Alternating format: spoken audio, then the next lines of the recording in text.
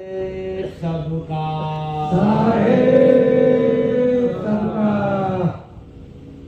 राम राम जपला तू राम के न पावला राम राम जपला तू राम के न पावला राम राम जपला तू कारण सतगुरु के नाम नाही गावला राम राम जपला तू राम के न पावला राम राम जपला तू राम के न पावला राम राम जपला तू काम काम रटला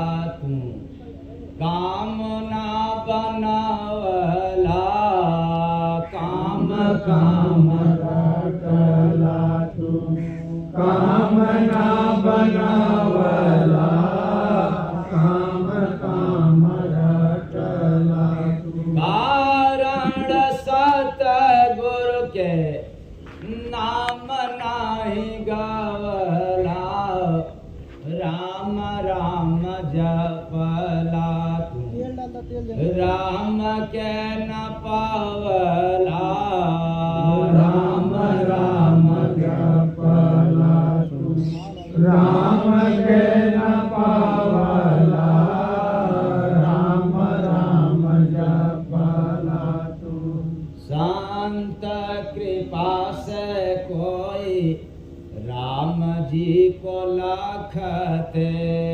संत कृपा से कोई राम जी को लखते श्वासों में तेरे मड़वही करते श्वासों में तेरा मड़वही करते घाट घाट राम बोले नेहना लगावला राम राम जपला तू राम के न पावला राम राम जपला तू राम के न पावला राम राम जपला तू कण कण राम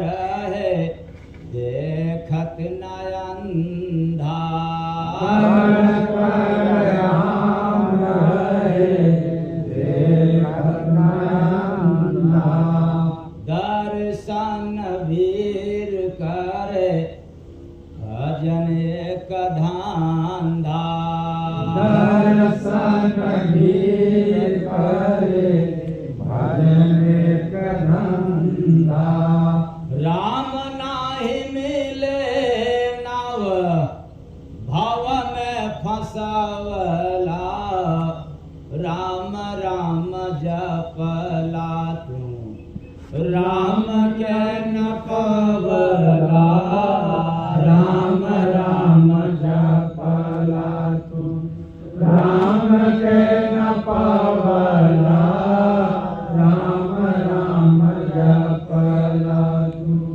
जब तक भीतर में राम जी हैं रहते जब तक भीतर में राम जी रहते काम जगत का जरूरी बकहते काम जगत का जरूरी है कहते राम के परखा बिना सपना सजावला राम राम जपला तू राम के न पावला राम राम जपला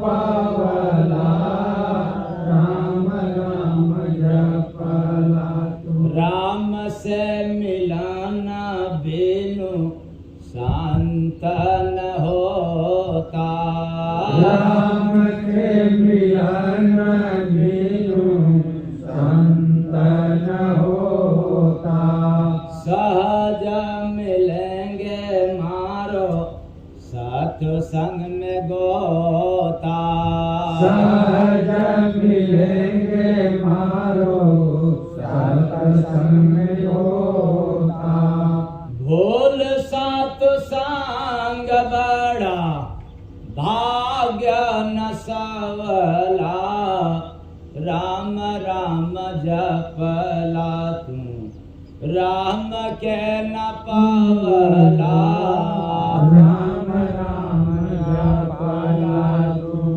राम के पावला राम राम जपला तू दुनिया में जिनको सत्संग मिलता दुनिया में जिनको सत्संग मिलता शांत कृपा से राम है दिखता शांत कृपा से राम दिखता जय गुरु बंदे अभी जीवना जगवला राम राम जपला तू राम के न पावला राम राम जपला तू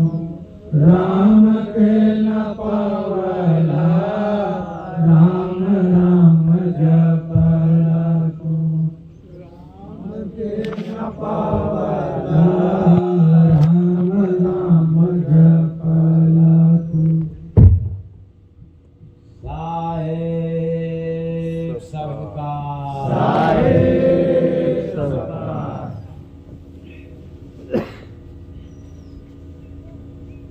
सत्संग सुनने में और सुनाने में तो बहुत समय लग जाएगा, क्योंकि समय हो गया जाने का भी। फिर भी 10-5 लाइन बतला दूं, क्योंकि सारी दुनिया आज धर्म अध्यात्म के नाम पर फंसी हुई है। सभी लोग भगवान को खोज रहे हैं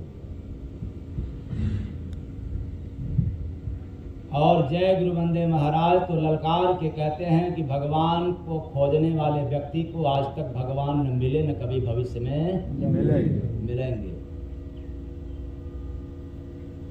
ऐसा क्यों? क्योंकि मुख में राम, बगल में छुरी, पाजब, घात काट ले। ये मुख से जपने वालों को और पूजा पाठ करने वालों को, माला घुमाने वालों से कभी भी राम से मुलाकात होता नहीं है। फिर आप लोग कहोगे कि ऐसे कैसे होगा?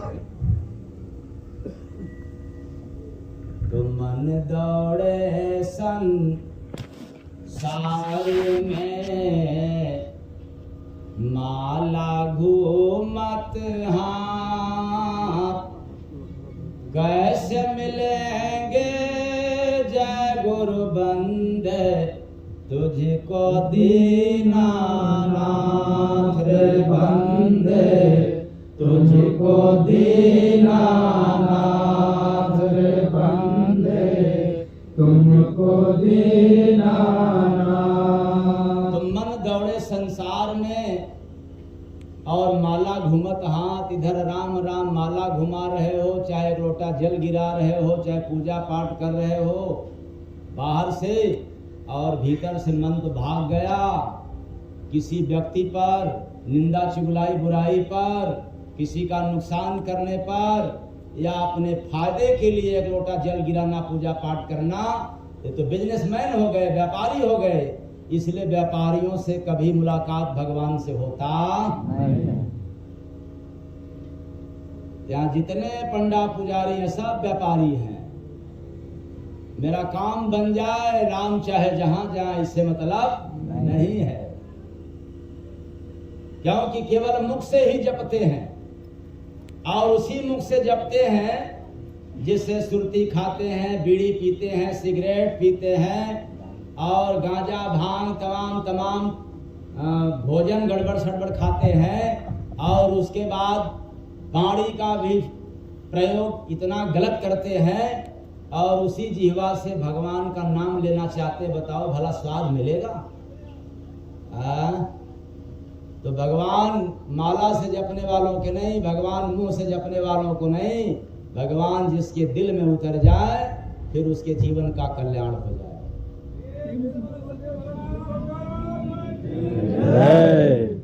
इसलिए राम राम जपने वालों को, अर्थात दिखावटी पूजा करने वालों से कभी भी भगवत प्राप्ति न हुआ है, न कभी होगा। कारण क्या है?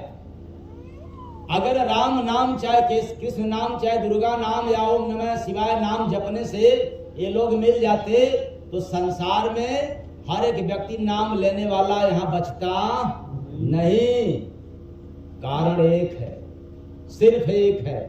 राम मिलते किससे है?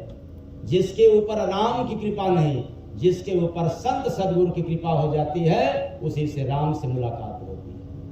प्रेम से बोलिए सतगुरु भगवान श्री राम हरि जय गुरु वंदे महाराज की जय। आप लोग कहोगे वो कैसे? उसी राम के विषय में मैं भी कह रहा हूं। आप कितना भी जीवन पर्यंत मंदिर की पूजा कर लो, राम नाम जप लो, चाहे लिख डालो, फिर भी राम से कभी मुलाकात नहीं होगा। एक कारण है, किसी संत सद्गुरु की कृपा नहीं मिला। दोनों की कृपा अनिवार्य होती है। पहला कृपा भगवान की चाहिए। हो गया ये कैसे उल्टा हो गया? पहली कृपा उस जीव पर भगवान का होता है। किससे मिलाने के लिए? संत से मिलाने के लिए। जिसके ऊपर कृपा नहीं हुआ, समझ लेना कि चाहे कितना भी जप ले, अगर संतों से मुलाकात नहीं हुआ, संत के नाम पर वो नहीं जो केवल भेषधारी हो, संत के नाम पर वह नहीं जो हवन यज्ञ करवाते हो, संत के नाम पर वह नहीं जो पूजा पाठ करवाते हो, संत के नाम पर वह नहीं जो आपको कान फूंक करके दीक्षा दे देता, चेला बना देता है। अंधा गुरु बहिरा चेला, अहो नरक में ठेलाम। संत वह है जो इनसे परे हो।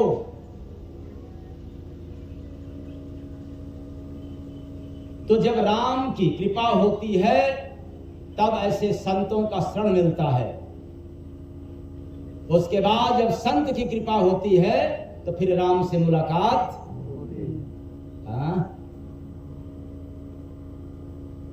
तो संतों की शरण, संतों का मिलना, ये कृपा किसका है? राम की।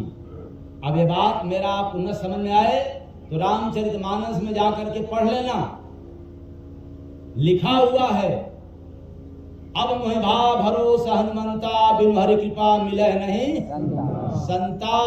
इस बात को कौन कहा है? विभीषण से। विभीषण से जब मुलाकात होती है हनुमान जी की, तो हनुमान जी संत थे। माना कि हम लोग भगवान कहते हैं, वो अलग बात है अपनी अपनी आस्था के ऊपर, लेकिन हनुमान जी संत थे।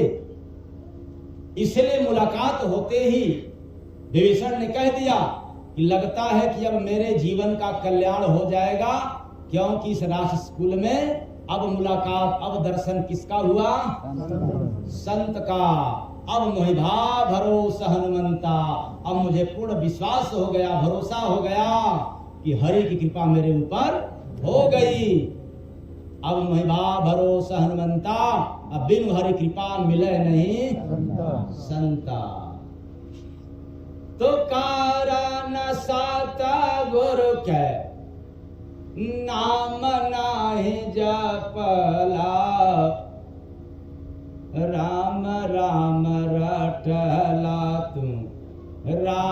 के न पावला, राम राम रटला तू, राम के न पावला, राम राम रटला। अरे जो राम रमण कर रहे हैं श्वासों में, कण कण में, उसको कहां खोज रहे हो?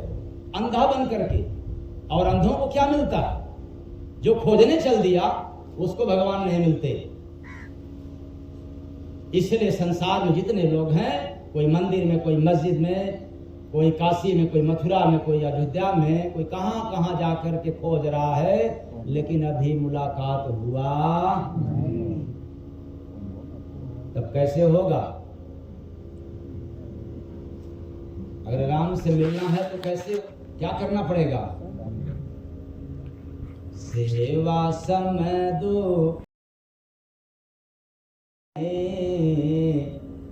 दुनिया में सत्कार, जीव को तारे जय गुरु बंदे, मानव सेवा धर्म रे बंदे, मानव सेवा धर्म रे बंदे, मानव सेवा धर्म। आप लाख मंदिर की पूजा कर लो, देवी देवताओं की पूजा कर लो, कोई फर्क नहीं पड़ेगा तब तक जब तक आप एक इंसान होने के नाते किसी इंसान का आपने मदद नहीं किया, परोपकार का काम नहीं किया, सेवा दान पुण्य का काम नहीं किया, तो माला घुमाते रह जाओगे, पंडा बने रह जाओगे, लेकिन भगवत दर्शन होने वाला नहीं है। क्यों? कि भगवान कंठी मालाओं से मिल जाते तो आज भक्तों से दुनिया खाली नहीं रहती। इसलिए जिसके दिल में राम है, जिसके दिल में प्रेम है, उसका जीवन सफल हो गया। और जिसके दिल में मोह भरा है, इंसान होते हुए भी शैतान होकर के जिंदा रहता है, और मर जाने के बाद फिर कोई पूछने वाला नहीं होता है। जिसके दिल में प्रेम हो जाए, मर जाने के बाद भी उसका नाम अमर होता है। क्योंकि प्रभु प्राप्ति अगर हुआ है तो पूजा पाठ से नहीं, दिल में प्रेम। कहाँ प्रेम? तो जिसके दिल में प्रेम है, उसके दिल में राम। अब आप लोग कहोगे कि हम तो अपने बेटा को बहुत मानता हूं, वो तो मोह है। पति कहेगा कि मैं तो अपने पत्नी को बहुत मानता हूं, वो प्रेम नहीं है, वो मोह है।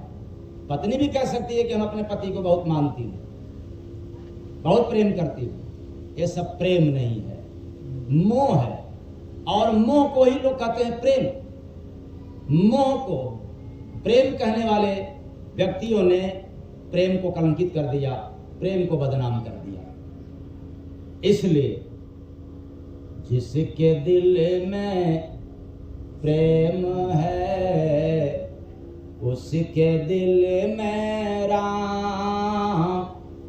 बिना प्रेम का जय गुरु बंदे, रहे हजारों काम रे बंदे, रहे हजारों काम रे बंदे, रहे हजारों काम। रहे हजारों काम। जिसके जीवन में मोह है, हजारों काम रहता है, फिर भी काम पूरा होता नहीं। और जिसके दिल में प्रेम हो जाए तो हजारों काम में से भी फुर्सत निकाल करके हरि नाम ले लेता है। इसलिए प्रेम अनिवार्य है प्रभु को पाने के लिए। बाकी कोई साधन रहे न रहे कोई बात नहीं, लेकिन प्रेम को हम लोगों ने संसार में बदनाम करने की वजह से प्रेम से दूरी बना लिया। प्रेम का पहला लक्षण है, प्रेम का पहला उद्देश्य है, आपको निर्मोही बना देता है। क्या बना देता है? निर्मोही। प्रेम हुआ कि आप निर्मोही हो गया। और मोह है तो फिर आपके पास प्रेम नहीं है। निर्मोही का मतलब होता है बिना मोह वाला। वो संसार में रहेगा, सबके लिए काम करेगा, निर्मोही होकर के। वो किसी एक से कभी उसका लगाव नहीं हो सकता। वही व्यक्ति संसार से तर जाता है, अमर हो जाता है, भगवत प्राप्ति को होता है। तो प्रेम किया सो तर गया, कंठी छुआ न हाथ, कहते स्वामी जय गुरु बंदे सतगुरु दीनानाथ रे बंदे सतगुरु दीनानाथ रे बंदे सतगुरु दीनानाथ। इसलिए आपको प्रेम कैसे नहीं है और कैसे हो जाएगा, इसका पता करने के लिए क्या करना पड़ेगा? सिर्फ अपने वाणी को देखोगे तो आपको पता चलेगा कि मेरे पास प्रेम है कि नहीं है। ये वाणियों से पहचान हो जाता है। प्रेम की पहचान वाणी से होता है, व्यवहार से नहीं। व्यवहार तो बाद में पता चलेगा, लेकिन वाणी निकलते ही आपके आचरण, आपका व्यवहार पता चल जाता है।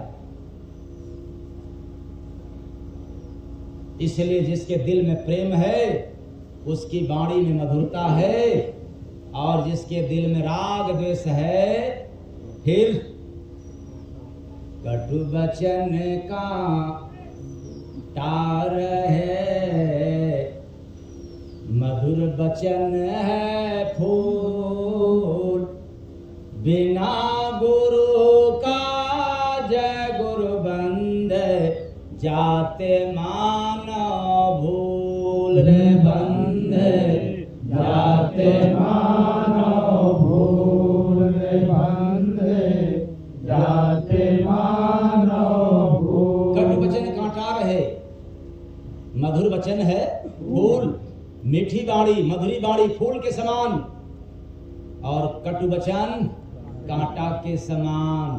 तो आप लोगों की वाणी कैसी है? फूल के समान है कि कांटा के समान? ऐसा चुभता है कि उसका कोई इलाज भी। तो बोलो भाषा प्रेम का, बस में दुनिया हो, बस में दुनिया। अच्छा अब आप लोग बताएं, जितने लोग जय गुरु बंदे नाम से आते हैं, अगर आप लोगों से कड़वी भाषा बोलते तो आप लोग यहाँ आते? हाँ, चले भाग। और देखो हमारे विधायक जी का ये क्षेत्र भी नहीं है चुनाव लड़ने का। आपका क्षेत्र है जंगीपुर विधानसभा। तो कहे कि बोलो भाषा प्रेम का। आपको गुस्सा भी करना है तो प्रेम में रहे, प्रेम झलके। अगर क्रोध में भी प्रेम है तो व्यक्ति आपके अधीन हो जाएगा। लेकिन प्रेम का ढोंग किए हो, मुख में राम बगल में, तो बोलो भाषा प्रेम का, बस में दुनिया हो, बिना प्रेम का जय गुरु बंदे सुने न तेरा कोरे बंदे सुने न तेरा कोरे बंदे सुने न तेरा को।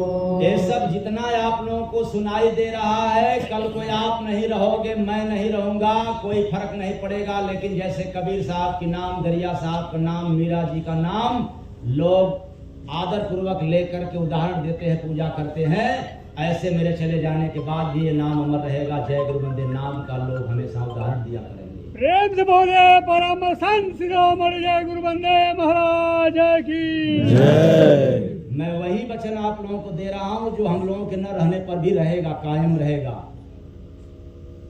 मैं वो वचन नहीं सुना रहा हूं आपको किसी का लिखा हुआ कि कहेंगे अरे वो तो कहीं न कहीं लिखा हुआ है।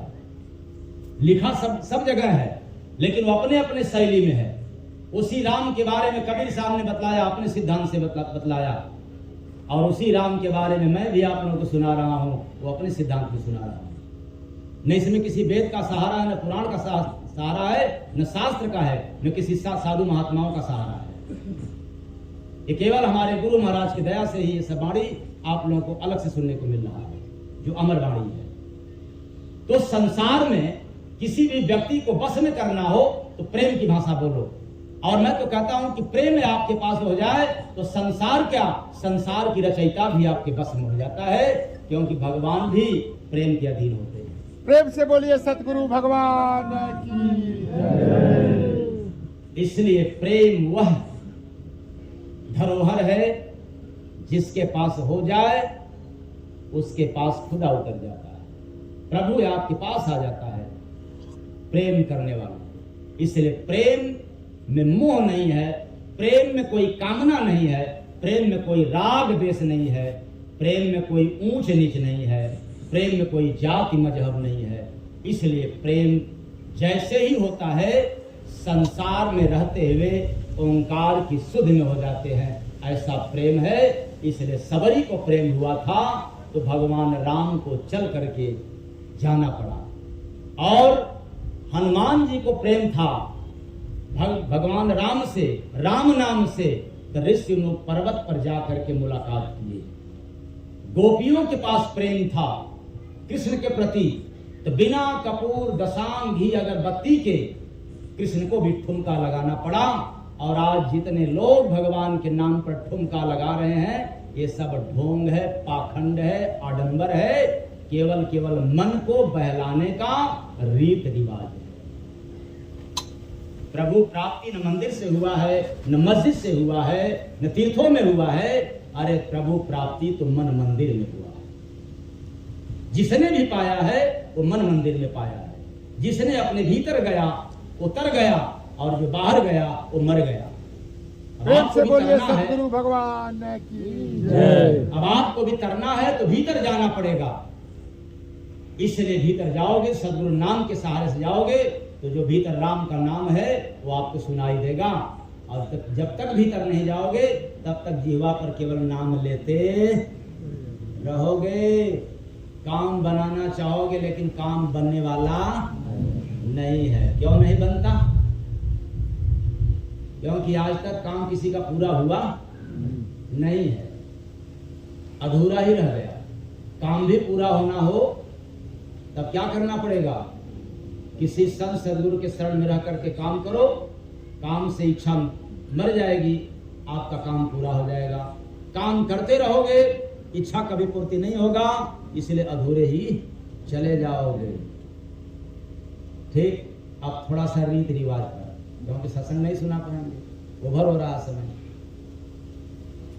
थोड़ा सा रीति रिवाज जो आजकल का प्रचलन चल रहा है, प्रथा चल रहा है। बहु मारती सास को, सबको ये बात घर करेगी। और खास तौर से विधायक जी को इसलिए सुना रहा हूं कि विधायक जी क्षेत्र में चलेंगे। बहु मारती सास को, गाली ससुर को दे। बहुत अच्छी काम करती है। अगर जिस ससुर को बुरा लगता है वो ससुर ही गद्दार है। वो कैसे? बहु मारती सास को, गाली ससुर को दे। जानो कारण जय गुरु बंदे, लिया दहेज सोचे तेरे बंदे, लिया दहेज सोचे तेरे बंदे, लिया दहेज सोचे। ये दहेज के लोभियों के लिए है। ऐसा कौन बाप है जो अपने बेटी को न देना चाहे? बहुत कंजूस भी होगा तो भी देगा, मक्खी चूस होगा तो नहीं देगा, यह अपवाद की विषय है। लेकिन हर बाप जो है कि चाहता है अपने बेटी को कुछ न कुछ देने के लिए। अगर बिना मांगे जो देगा उससे फलोगे फूलोगे, और मांग करके ले लोगे तो उससे तेरा क्या हाल होगा जरा सुन लेना। बहु मारती सास को, गाली ससुर को दे। जानो कारण जय गुरु बंद, सोचे रे बंद लिए दहेज सोचे रे बांधे लिए दहेज सोचे। और क्या कारण पड़ता है? बेटा बेचा बापू ने। यहाँ बेटा बेचने वाले बापू नहीं बैठे हैं, हाँ? बेटा बेचने वाले भी बैठे हैं। अपने बेटा को ही बेच दिया। देखो, बेटियों को मत बेचना। आपको कोई गारंटी नहीं है, जो बेटा बेच सकता है वो कभी भी बेटी को बेच सकता है। ऐसा बाप गद्दार। बेटा बेचा बापू ने लिया दहेज में कार। चलो, कोई नहीं लिया, मोटरसाइकिल ले लिया, लेकिन मांगा तो, डिमांड तो किया। तो बेटा बेचा बापू ने लिया दहेज में कार। पति खरीदा जय गुरु बंद बहू कहे ललकार। बंदे बहू कहे ललकार। बंदे बहू कहे ललकार। आंख रहते, धन का स्वभाव है अंधा बना देना। ये धन के लोभी लोग सभी त्रस्त हैं इससे। कौन शुरू करे, कौन अगुआ बने, इसी बिना परेशान है। ऐ चेतन प्राणियों, ये जो आज के सास और ससुर हैं, कितने गद्दार निकले। लोभ के कारण, दहेज के कारण कि रिश्ता सब तय हो गया, सब पसंद है, लेकिन 99-100 नहीं है तो रिश्ता उसी जगह समाप्त हो गया। और सास ससुर से भी ज्यादा गंदी निकली सास। वो कैसे? बहू को छांटने के लिए जाती है, पसंद करने के लिए जाती है, और इधर पसंद करके तो आती है, नहीं पसंद किया तो पति को पावर नहीं है कहने का कि हम शादी करेंगे। तब तक अपना सीना झुकाए रहेंगे, गर्दन झुकाए रहेंगे बेचारे, और समाज में डींगे हाँकते रहेंगे कि जो मैं कहूंगा वो हो करके रहेगा। ऐसा होता ही नहीं। आप लोग जितने बैठे हो सबको मैं ललकार के कह रहा हूं, अगर आपको अधिकार है अपने पति पर तो मेरे से कहना, मैं आपकी परीक्षा ले लूंगा। कोई नहीं कर सकता, साहस ही नहीं है। कोई भी सामाजिक कार्य जब तक पत्नी आपकी सहमत नहीं होगी आप नहीं कर सकते हो। इसलिए जब वो पसंद कर जाएंगे तब सीना तान के कहोगे, ताल ठोक करके कि हाँ तो शादी डन हो गई, अब तो होगा। लेकिन अगर कह दिया कि नहीं लड़कियां तो ठीक है लेकिन उठवा मोटा है, तो हिम्मत खत्म, अब नहीं कर सकते, साहस ही नहीं है। ऐसे नारियों एवं सास को मैं कहना चाहता हूं कि जिस घर में ऐसी सास होगी नर्क निश्चित है, उसमें कभी भी सुख ही नहीं मिल सकता। ऐसे घरों में कभी सुख नहीं मिल सकता, क्योंकि कलंकित सास है, घर को नाश करने वाली सास है। वो कैसे? पसंद करके आई और एक बार के बाद फिर देश का कमी निकालना चालू कर दी। किस आंख से देखने के लिए गई थी? तो क्या कहती है, वो तो अंदर की बात है, तो बाहर की बात क्यों गई देखने के लिए? अंदर का ही देख लो। तो मैं दोष इनका नहीं देता हूं, दोष पुरुषों का है। जब तक पुरुष वर्ग शौकिया में, प्रथा प्रचलन में अपने अपने सड़सी की मम्मी को भेजते रहेंगे पसंद करने के लिए, तब तक न आपका सम्मान मिलेगा न आपकी पत्नी का सम्मान मिलेगा। इसलिए स्त्रियों को रोक करके आप पसंद करके लाओगे तो फिर आप बच जाओगे। दूसरा तरीका बचने का, अगर स्त्रियां नहीं मानती हैं तो इन्हीं कह दो कि जाकर के पसंद कर ले। जब पत्नी यानी सास ससुर की पत्नी जब कहे कि देखो ये जो बहू है ना अब ये अपने मन की हो गई है, लगता है बेटवा की मति मार दी है, कुछ कर करा दी है, अपने बस में कर दी है, तब आप कह देना तब का देखने के लिए गई थी, पसंद करके लाई हो, तुम झेलो ना, तुम भोगो, हमने तो नहीं पसंद किया था। इससे भी प्रथा खत्म हो जाएगा। और नहीं तो सीधे अगर ज्ञान मिले तो आप कह सकते हो कि देखना मुझे है और करना हमें है। केवल चमड़ा देखोगे तो ठगे जाओगे और आचरण देखोगे तो बच जाओगे। इसलिए मैं आज के बहुओं को बहुत नमन करता हूं कि तुम जगा रही हो सास ससुर को जल्लाद बना करके, अपमानित करके, क्योंकि अपने गिरबान में सास ससुर झांकता नहीं। धन के लोभी लोग बेटा को बेच करके बहू को लाते हैं, उनको शर्म नहीं लगती, लाज नहीं लगती और उनको एहसान दिलाना चाहते हैं। कहते हैं कि सहूर सीखो, सहूर सीखो। तुम्हारे पास कितना सहूर था, कितना सभ्यता था, क्या संस्कार था। उल्टा है और क्या, जब बहू आती है तो देखते हो कि क्या क्या लेकर के आई है। अरे दहेज के लोभियों, तुम्हारे दिमाग में यह घर करना चाहिए कि बहू क्या क्या लेकर के आई है। नहीं, बहू आज कितने लोगों को छोड़ करके आई है। अगर यह भाव तेरे अंदर जाग जाएगा तो बहू तुम्हारे घर में जब तक रहेगी तब तक एहसान करेगी। तीसरा कारण मैं बताता हूं। अगला कारण, जिस स्त्री को मायके से ही विवाह में दहेज में ही इतना संपत्ति मिल गया, साफ बर्तन चौका सारा सामान मिल गया, उसको अलग होने में कोई रोकने वाला नहीं है। क्यों कि स्त्रियों को सबसे ज्यादा संपत्ति प्रिय है।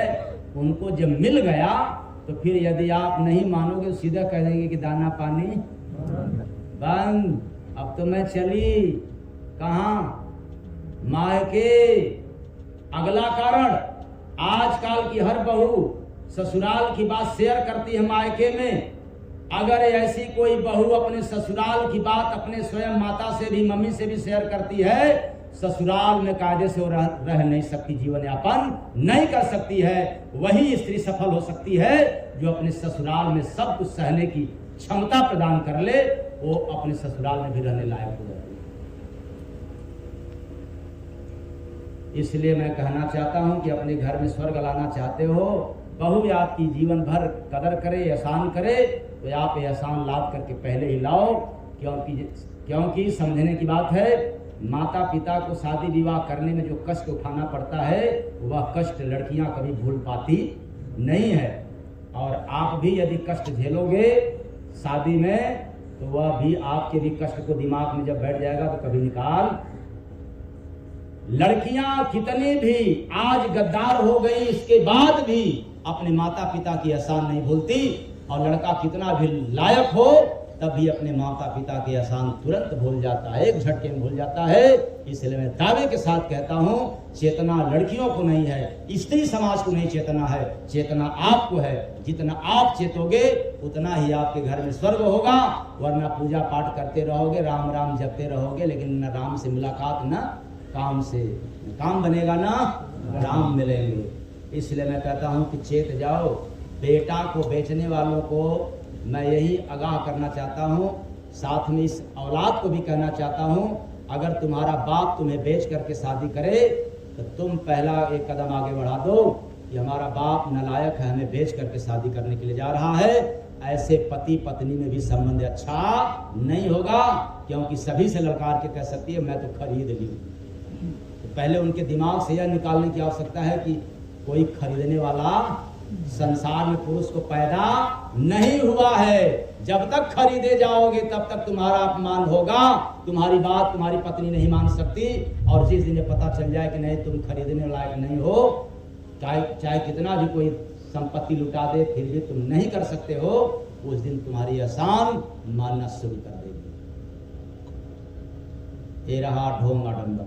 दूसरा भ्रांति, मात पिता जिंदा रहे नहीं खबर जो ले, मरे तो पानी जय गुरु बंदे घंट टांग के दे, त्रे बंदे घंट टांग के दे, त्रे बंदे घंट टांग के दे। मात पिता जिंदा रहे दिए नहीं जल हाथ, मर जाने पर जय गुरु बंदे पिंड देत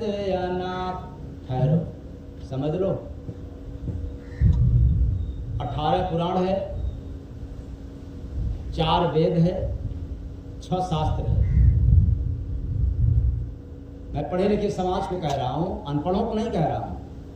जो आप लोग अपने आप को ज्ञानी समझते हो, मैं उन लोगों को कहना चाहता हूं कि आपकी डिग्री सब फर्जी है, बेकार है। कैसे बेकार है?